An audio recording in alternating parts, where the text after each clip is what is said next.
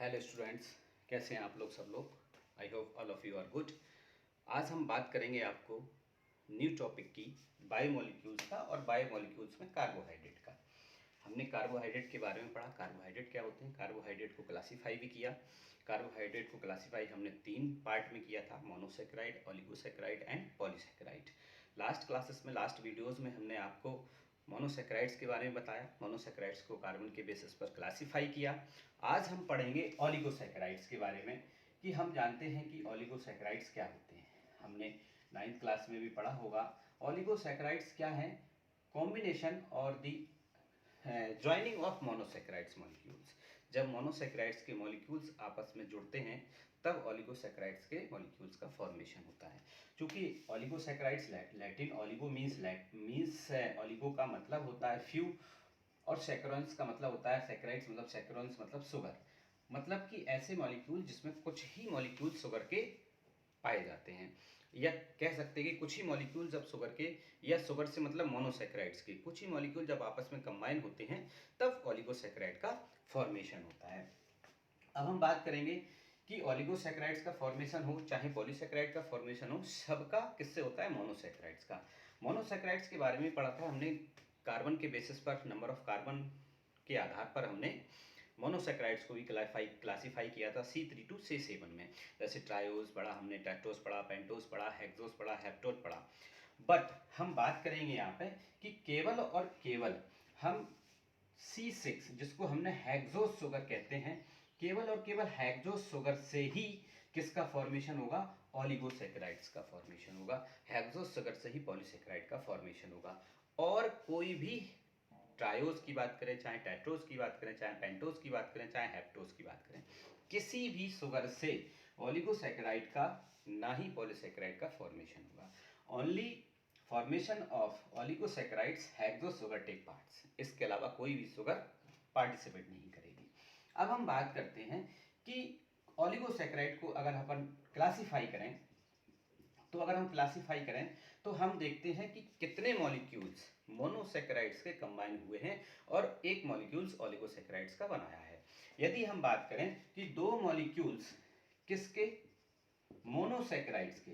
यदि 2 molecules of monosaccharides combine together and form a 1 molecules of oligosaccharides, तो ऐसे oligosaccharides को हम डाइसेक्राइड्स कहते हैं। ओके बच्चों, these molecules are known as disaccharides. क्यों? Because only 2 molecules of monosaccharides combine together and form a 1 molecules of disaccharides. ठीक है। सेम थिंग, यदि 3 मॉलिक्यूल्स मोनोसेक्राइड्स के आपस में कंबाइन होते हैं तो एक ओलिगोसेक्राइड्स का फॉर्मेशन होगा और उस ओलिगोसेक्राइड्स को हम कहते हैं ट्राइसैकेराइड्स। ओके बच्चों, when the 3 molecules of monosaccharides combine together and form a 1 molecules of trisaccharides. Okay, same as अगर 4 मॉलिक्यूल्स मोनोसेक्राइड्स के बने हैं तो हम उसको टेट्रासैकेराइड्स कहते हैं। 4 molecules of monosaccharides combine together and form a 1 molecules of tetrasaccharides. ऐसे ही सेम एज पेंटासैकेराइड्स होता है जिसमें 5 मॉलिक्यूल्स हमारे किसके होंगे? किसके होंगे बच्चों? मोनोसेक्राइड्स के। ओके, अब हम बात करते हैं। तो जैसा कि हमने बताया है कि हेक्सोज शुगर ही केवल कंबाइन होगी और कंबाइन होने के बाद इनका फॉर्मेशन होगा। अगर हम डाइसेक्राइड की एग्जाम्पल की बात करें तो हमने सुक्रोज का नाम सुना होगा।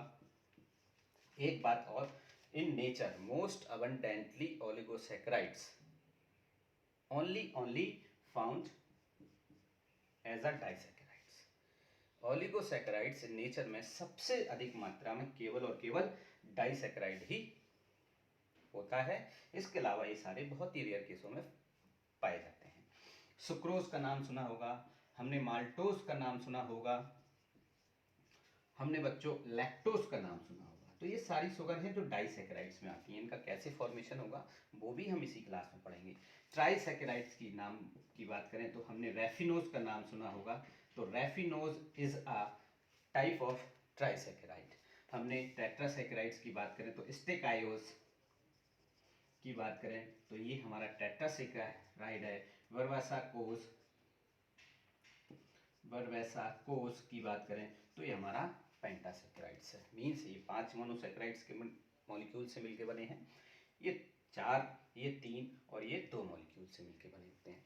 अब हम जब बात करते हैं कि ओलिगोसैकेराइड की हम बात करें, चाहे हम पॉलीसैकेराइड्स की बात करें, ये सब मोनोसैकेराइड्स के मिलने से ही बनते हैं।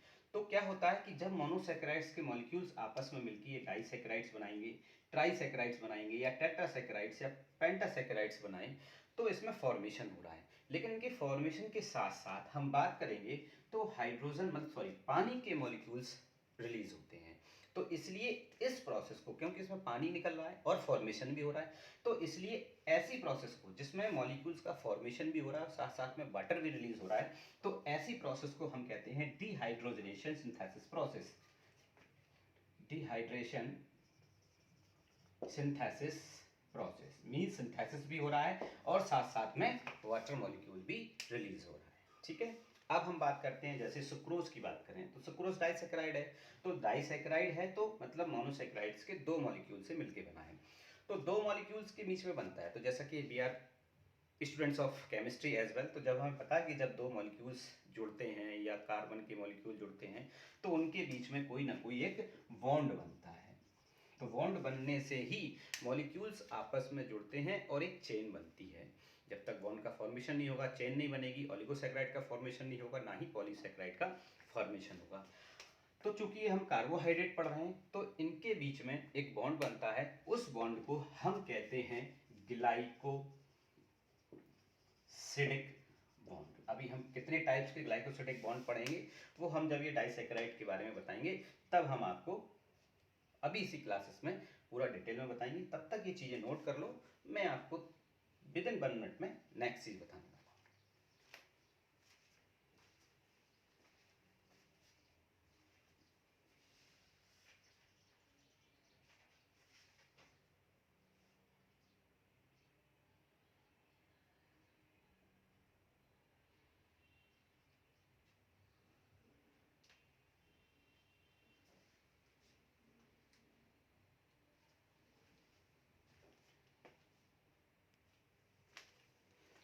चलिए बच्चों, जैसे अब हम बात करेंगे, हमने सारे एग्जाम्पल के नाम लिए थे, डाइसैकेराइड्स की बात की थी हमने।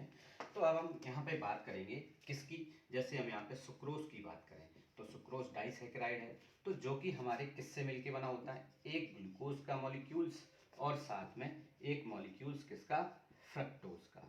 ठीक है, glucose means aldehyde group, कीटोज fructose मतलब जिसमें कीटोज ग्रुप होगा। इसके बारे में भी हम थोड़ा सा पढ़ेंगे। अगर हम यहाँ पर बात करें किसकी, रेफिनोज की बात करें अगर हम, तो हमने जैसा कि पढ़ा था रेफिनोज ट्राइसैकेराइड है। तो जिसमें एक मॉलिक्यूल्स किसका मिलेगा, गैलेक्टोज का, एक मॉलिक्यूल्स किसका होगा, ग्लूकोज का, और एक मॉलिक्यूल्स किसका होगा, फ्रक्टोज का। हमने स्टेकायोज की बात की थी। स्टेकायोज की हम जब बात करेंगे तो स्टेकायोज में क्या होगा, 2 मॉलिक्यूल्स होंगे गैलेक्टोज के,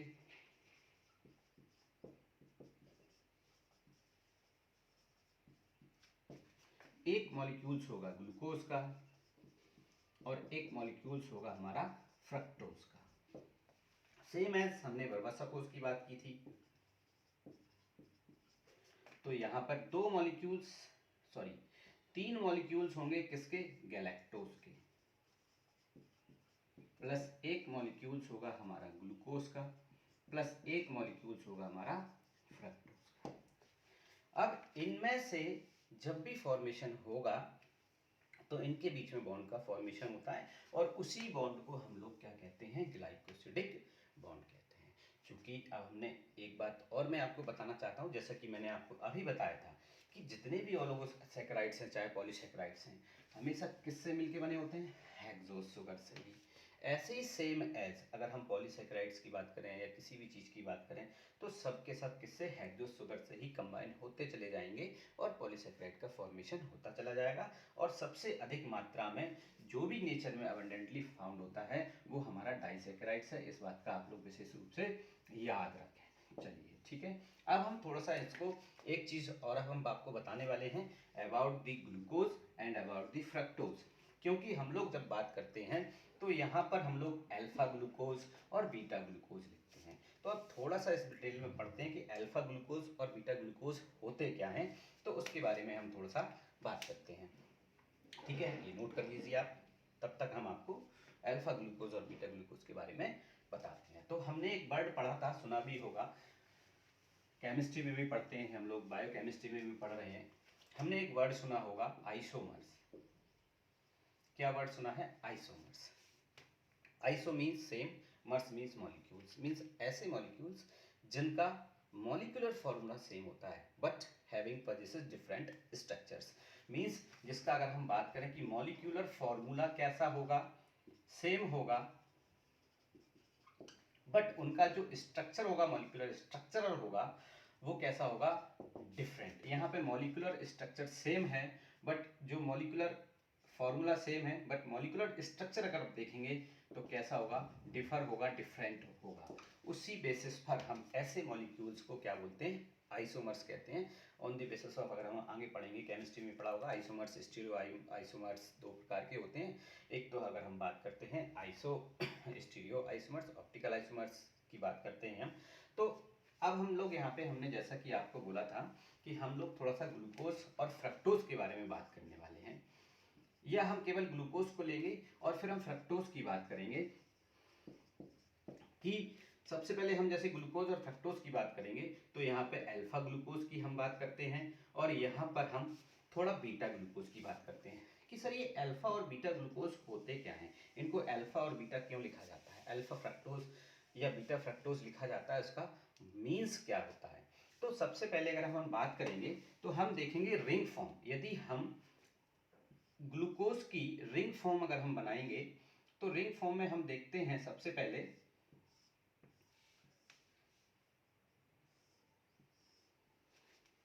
स्ट्रक्चर बनाते हैं। हमारा पहला carbon, second carbon, third carbon, 4 carbon, fifth carbon, CH2OH, 6 carbon, HOH, HOH। Okay, this is the formula of ring form of glucose. अब हम बात करेंगे सबसे पहले किसकी बात करेंगे? कार्बन नंबर फर्स्ट की, कि यदि पहले कार्बन पर hydroxyl group below the carbon, carbon के नीचे है हाइड्रोक्सिल ग्रुप, तो इस फॉर्म को क्या कहा जाता है? Alpha form. ठीक है, मतलब जिसमें हाइड्रोक्सिल ग्रुप की स्थिति कैसी है? कार्बन के नीचे है, उसको कहा जाएगा अल्फा फॉर्म। यदि हम चेंज कर दें, यहाँ पर हाइड्रोक्सिल ग्रुप को ऊपर कर दें और हाइड्रोजन को नीचे कर दें, यदि हम हाइड्रोक्सिल ग्रुप को ऊपर और हाइड्रोजन को नीचे कर दें तो ये स्थिति चेंज हो जाती है और ऐसे ग्लूकोज के फॉर्म को हम कहते हैं बीटा ग्लूकोज। क्या कहते हैं? Beta D glucose, beta D glucose या बीटा ग्लूकोज। डी और एक हमने वो भी हम आपको बारे में बताएंगे। ठीक है, तो जब हमारा hydroxyl group OH group carbon के नीचे हो, पहले कार्बन के नीचे की ओर हो, तो उसको अल्फा फॉर्म कहते हैं। जब वो ऊपर की ओर हो OH ग्रुप, तो ऐसे फॉर्म को हम बीटा ग्लूकोज कहते हैं। और ऐसा कार्बन जिसमें हाइड्रोक्सिल ग्रुप की स्थिति चेंज होती है, तो ऐसे कार्बन को हम एनोमेरिक कार्बन बोलते हैं। क्या कार्बन, कौन सा कार्बन बोलते हैं? एनोमेरिक कार्बन कहते हैं। तो ये हमने स्थिति जानी कि अल्फा फॉर्म क्या होता है, बीटा फॉर्म क्या होता है। ऐसे ही जब हम स्ट्रक्चर ग्लूकोज की, फ्रक्टोज की स्ट्रक्चर देखेंगे तो उसमें भी अल्फा फॉर्म और बीटा फॉर्म होता है। तो जब हमने ये फॉर्म आपको इसलिए बताए हैं कि जब भी हम सुक्रोज का फॉर्मेशन करेंगे, गैलेक्टोज का, सॉरी उसका माल्टोज का फॉर्मेशन करेंगे या लैक्टोज का फॉर्मेशन करेंगे, तो हमें इसमें ये फॉर्म ध्यान रखना है कि हम उसमें अल्फा ग्लूकोज का स्ट्रक्चर बनाएं या बीटा ग्लूकोज का स्ट्रक्चर बनाएं, अल्फा फ्रक्टोज का स्ट्रक्चर बनाएं या बीटा फ्रक्टोज का स्ट्रक्चर बनाएं। ठीक है, तो इस बेसिस पर एक डी ग्लूकोज भी हमने एक बुक्स में लिखा हुआ देखते हैं, एक एल ग्लूकोज भी। डी फॉर डेक्स्ट्रो मीन्स जब वो क्लॉकवाइज रोटेट होते हैं, उसके कार्बन मॉलिक्यूल्स पर जो हाइड्रोक्सिल ग्रुप होते हैं तो उसको हम डी ग्लूकोज, और एक एल मतलब जो लेवोरोटरी या लेवोडेक्स्ट्रोरी बोलते हैं, लेवोरेटरी रोटेट होते हैं, लीवो मतलब एंटी क्लॉकवाइज रोटेट होते हैं। ऐसे एक ऑप्टिकल आइसोमेरिज्म होता है कि जब हम किसी चीज़ को, जब हम फिंगर की बात करेंगे, अपना एक मिरर के सामने रखेंगे तो इसकी स्थिति हमें उल्टी दिखाई देती है। तो ऐसे आइसोमेरिज्म को हम ऑप्टिकल आइसोमेरिज्म या और ऐसे मॉलिक्यूल्स को हम आइसोमर्स बोलते हैं। तो ध्यान रखना, ग्लूकोज और fructose both are isomers of each other, ये दोनों एक दूसरे के आइसोमर्स होते हैं। मींस ग्लूकोज का जो मॉलिक्यूलर फॉर्मूला है वो C6H12O6 है, फ्रक्टोज का भी C6H12O6 है, बट डिफरेंस क्या है, एक तो इसमें हाइड्रोक्सिल ग्रुप है, दूसरा उसमें कीटोन ग्रुप है। ठीक है, ये डिफरेंस स्ट्रक्चर है, इसके कारण से इसको अपन आइसोमर्स बोलते हैं। चलिए हम गैलेक्टोज और ग्लूकोज की भी बात करेंगे। ग्लूकोज का भी फॉर्मूला C6H12O6 है, गैलेक्टोज का भी है, बट उसके सेकेंड कार्बन और फोर्थ जब हम देखेंगे तो फोर्थ कार्बन पर ग्लूकोज का फोर्थ कार्बन और गैलेक्टोज का फोर्थ कार्बन जो है उसकी दोनों में हाइड्रोक्सिल ग्रुप की स्थिति चेंज होगी। चलिए अब हम थोड़ा सा आगे थोड़ा डिटेल पढ़ेंगे फॉर्मेशन ऑफ सुक्रोज, कि कैसे सुक्रोज का या लैक्टोज का या माल्टोज का फॉर्मेशन होता है। तो हम यहाँ पे ओलिगोसैकेराइड्स की थोड़ी सी बात करेंगे, जिसमें हम आपको दिखाएंगे या पढ़ाएंगे फॉर्मेशन ऑफ सुक्रोज। तो हमने आपको बताया था कि सुक्रोज के फॉर्मेशन के लिए हमें अल्फा ग्लूकोज की जरूरत पड़ती है और साथ में कौन सा फॉर्म, बीटा फ्रक्टोज की जरूरत पड़ती है। अब हमने आपको बताया था कि जब ये दोनों आपस में कंबाइन होंगे तो इनके बीच में एक बॉन्ड बनता है और उस बॉन्ड को हम क्या कहते हैं, ग्लाइकोसिडिक बॉन्ड कहते हैं। अब ग्लाइकोसिडिक बॉन्ड में भी 2 या 3 प्रकार के ग्लाइकोसिडिक बॉन्ड बनते हैं, वो डिपेंड करता है कि ये मॉलिक्यूल्स का कौन सा कार्बन इस मॉलिक्यूल्स के किस कार्बन के साथ अटैच हो रहा है।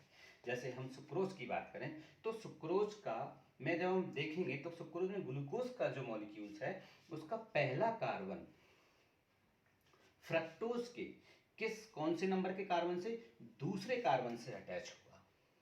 ठीक है, तो इसलिए ऐसे बॉन्ड को हम क्या कहेंगे, 1,2 ग्लाइकोसिडिक बॉन्ड। और उसमें भी हम क्या कहेंगे यहाँ पे अल्फा, क्योंकि ग्लूकोज का अल्फा फॉर्म है, और यहाँ पे कौन सा है, बीटा।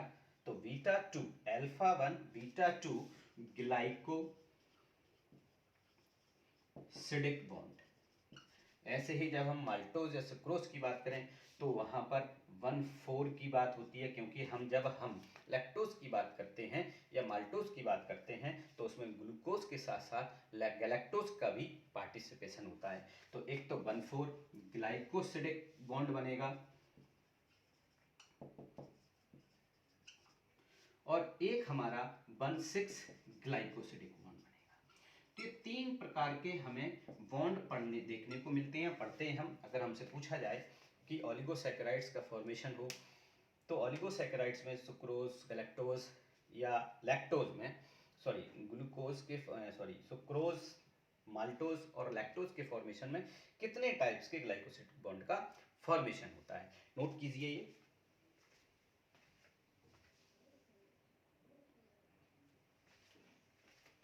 चलिए बच्चों, ऐसे ही हम थोड़ी सी बात कर लेंगे आपका किसका, अगर हम बात करेंगे किसकी, अब हम स्ट्रक्चर देखते हैं। तो हमने बताया था ग्लूकोज का फॉर्मेशन किससे होता है, ग्लूकोज, कौन सा glucose, alpha plus beta fructose से। ठीक है, तो हम थोड़ा सा स्ट्रक्चर बना लेते हैं ग्लूकोज का, और ग्लूकोज का स्ट्रक्चर बनाने के बाद हम बात करेंगे यहाँ पर कि किस तरीके से यहाँ पर फ्रक्टोज और गैलेक्टोज का फॉर्मेशन होता है। तो हमें नंबर ऑफ कार्बन भी पता होना चाहिए कि यहाँ पर हमने कौन सा फॉर्म बनाना है, अल्फा ग्लूकोज। ग्लूकोज का कौन सा फॉर्म लिखना है, यहाँ पर अल्फा फॉर्म लिखना है। अब हम बात करेंगे फ्रक्टोज। तो फ्रक्टोज का हमेशा कौन सा फॉर्म आता है, बीटा फॉर्म आता है। कौन सा फॉर्म आता है, हमेशा याद रखना, कौन सा फॉर्म आता है, बीटा फॉर्म आता है। ठीक है, तो यहाँ पर अगर हम बात करेंगे तो अल्फा फॉर्म हमेशा ग्लूकोज का रहेगा और बीटा फॉर्म हमेशा किसका रहेगा, फ्रक्टोज का रहता है।